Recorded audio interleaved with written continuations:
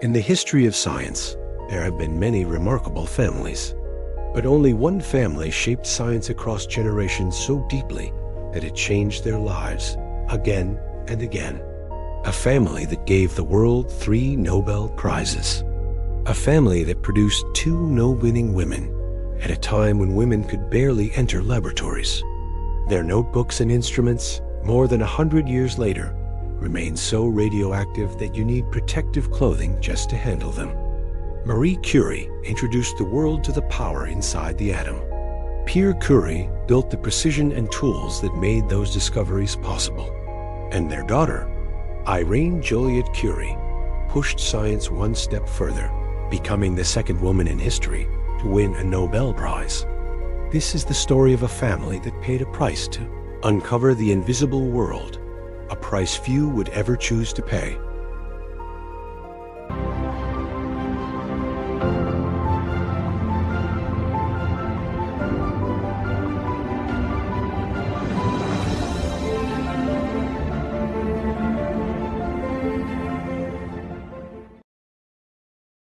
Hello and welcome to PastMind. Today, we focus on the next chapter of the Curie legacy, the daughter who didn't just inherit greatness, she expanded it. This is the story of Irène Joliot-Curie. Irène was born in Paris in 1897 into a home where science wasn't a subject, it was daily life. Her father, Pierre Curie, was known for precision and careful measurement. Her mother, Marie Curie, was transforming the world's understanding of radiation.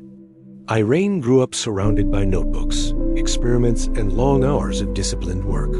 But her childhood was shaped not only by brilliance, it was shaped by loss. When Irène was still young, Pierre Curie died. Marie Curie raised Irène and her sister largely on her own, all while continuing her groundbreaking research. In 1914, World War I began, and Irene's life shifted from classrooms to urgent, real-world science. Alongside her mother, she worked in wartime radiology. Using mobile X-ray units, they drove to the front lines. These X-rays helped doctors locate bullets and shrapnel, guiding surgery and saving lives. This direct, hands-on experience showed Irène that science wasn't just about discovery. It was about application, about impact. They managed to save thousands of lives. After the war, Irène returned to her studies at the Sorbonne and joined the Radium Institute, the research center founded by her mother. She dove deep into the world of radioactive materials and careful measurement. Over time, she became known for her discipline and precision, someone who spoke through results, not words.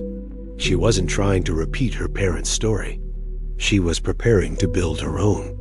It was during this period that a young, ambitious scientist named Frédéric Joliot joined the Institute. And then they began to work closely, and their shared passion for science quickly grew into something more. That collaboration became a partnership in both science and life. They married, combined their last names to become Joliot-Curie, and started working as a single, powerful research team. And that team was about to make a discovery that changed everything. Now we reach the turning point. At the time, radioactivity was understood as a natural phenomenon. Certain elements, like radium, emitted radiation simply because nature made them that way. But Irène and Frédéric asked a bold and revolutionary question. Could a stable, non-radioactive element be turned into a radioactive one? Could they create radioactivity on demand? Their method was direct and powerful. They bombarded stable materials, like aluminum, with high-energy alpha particles, forcing a change at the nuclear level. And then, they observed something extraordinary. Even after they stopped the bombardment, the aluminum continued to emit radiation. This was a breakthrough.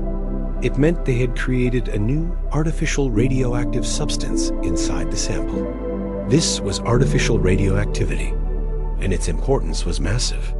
Because once radioactivity could be produced, science was no longer limited to the rare, expensive natural sources like radium. Researchers could now create specific isotopes for experiments and for practical use.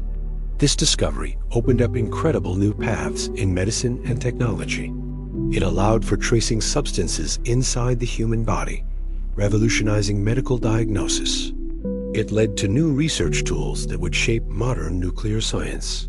In simple terms, Irene and Frederick moved radioactivity from a natural mystery into something science could generate and control. In 1935, Irene and Frederick received the Nobel Prize in Chemistry for this discovery. The award confirmed Irene as one of the most important scientists of her era, not because of her last name, but because of what she had built and contributed to the world. As the 1930s unfolded, Europe was sliding into a dangerous political era. For Irene, science and society were deeply connected. She believed scientists had responsibilities that went far beyond the laboratory. In 1936, she accepted a government role related to scientific research, a rare and significant position for a woman at the time, demonstrating her commitment to public service. Then, World War II broke out. Suddenly, nuclear research became incredibly sensitive. Scientific knowledge could be transformed into immense national power. Irene and Frederick understood the terrifying danger of their advanced research falling into the wrong hands. During occupation of France, Frederick remained in Paris. He worked tirelessly to prevent the occupying forces from using his laboratory, his research, or his equipment. Irene played a key role in protecting and concealing these vital materials and data. Laboratories were closed, research was frozen, and science was deliberately put to sleep so it would not become a tool of war. This is one of the most difficult choices a scientist can ever make, to halt the pursuit of knowledge for a greater moral purpose. With political pressure mounting and the threat of arrest looming, Irene was forced to flee Paris and live in Switzerland for a time. She was ill, her body weakened by years of radiation exposure, but even in those difficult conditions, she never wavered from her moral stance. Irène Joliot-Curie was not a battlefield hero or a military commander. She symbolized something deeper, a scientist who chose to save science from being used for darkness. In a world where scientific discovery could determine the fate of humanity, this was perhaps the most courageous act of resistance. Even as her own health suffered, the moral weight of the era never faded from her mind. After the war, the world entered the atomic age. Nuclear science now held the power to build thriving cities or to cause unimaginable destruction.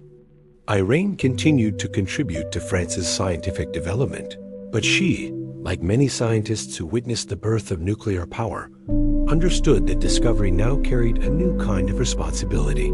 The question was no longer just about what could be found, but about what that newfound power should become. For years, Irene had worked with radioactive materials, often in an era with far weaker safety standards than we have today. The very elements that fueled her discoveries were silently taking a toll on her health. In 1956, at the age of 58, she died from leukemia, a disease widely linked to her prolonged exposure to radiation. Her life is a powerful reminder of a difficult truth. Some of the greatest breakthroughs in history came with costs the pioneers themselves could not fully measure at the start. Irène Joliot-Curie helped make radioactivity something science could create, and in doing so, she changed the future of research and medicine forever.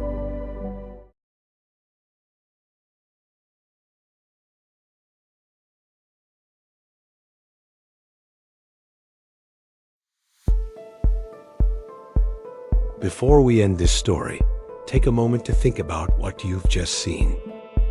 The Curie family didn't just discover something new. They changed how humanity understands the invisible forces of the universe. Marie Curie revealed radioactivity to the world.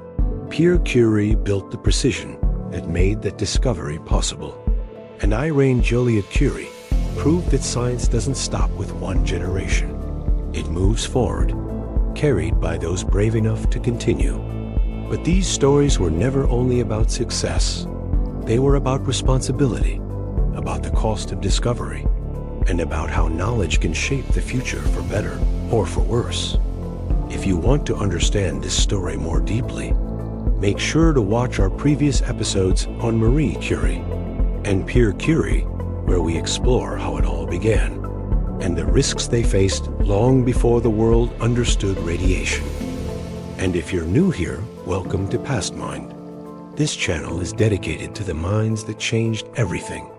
Scientists, thinkers, and visionaries whose ideas still shape our world today.